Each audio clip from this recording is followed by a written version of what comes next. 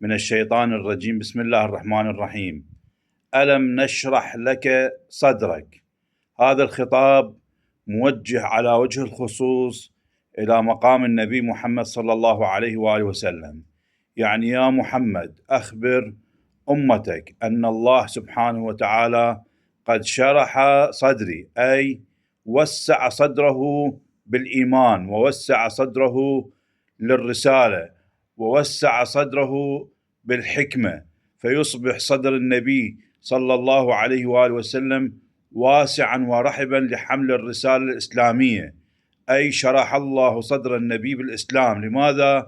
كي يستطيع حمل أعباء الرسالة الإسلامية وتبليغها إلى الناس جميعا. قد يكون معنى ألم نشرح لك صدرك أي ألم نوسع لك صدرك لتحمل هموم أمتك، وتحمل آلام أمتك، وتحمل معاناة أمتك، وتحمل تكاليف الشرع إلى أمتك. الآن أصبح مضمون هذه الآية الشريفة أن الله سبحانه وتعالى قد شرح صدر الرسول، أي وسعه لحمل مبادئ الإسلام الخالدة. علينا أيها المؤمنون أن نأخذ العبرة، وأن نأخذ الموعظة، وأن نأخذ الدروس من القرآن الكريم بشأن الصبر.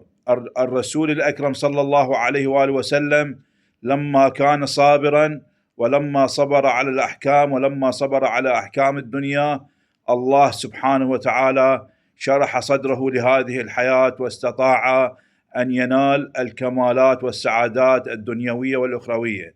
إذن علينا أن نصبر، علينا أن نعلم أنفسنا بأن الصبر هو المفتاح الحقيقي للفرج، وأن الصبر هو المفتاح الحقيقي لبلوغ الكمالات. الإنسان إذا صبر في حياته الدنيا سوف يستطيع أن يتحمل تكاليف العبادة. الإنسان إذا صبر استطاع أن يصلي. الإنسان إذا صبر استطاع أن يتجاوز الأزمات، خاصة بين صفوف شبابنا المؤمن. الإنسان إذا علم نفسه على الصبر استطاع أن يعمل، استطاع أن يكسب رزقه، استطاع أن يحصل على المقامات الدنيوية والأخروية العالية التي يريدها الله سبحانه وتعالى لعباده المؤمنين.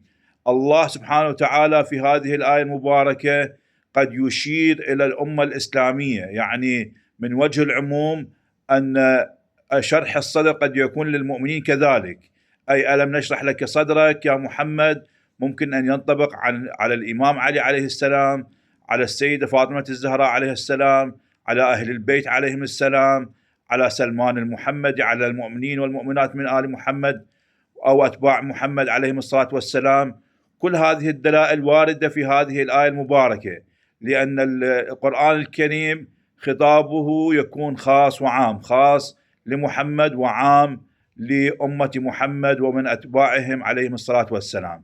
إذن هي دعوة للصبر لتجاوز الأزمات، وعلينا أن نعلم بأن الإسلام قد حث كثيرا على هذا المبدأ لتجاوز الأزمات والوصول إلى ما نريد. نسأل الله سبحانه وتعالى لكم التوفيق، وأن يحقق أمانيكم، وأن يرحم موتاكم وأمواتنا إلى ذكر محمد وآل محمد، وأمواتكم وأمواتنا. رحم الله من قرأ الفاتحة مع الصلاة على محمد وآل محمد.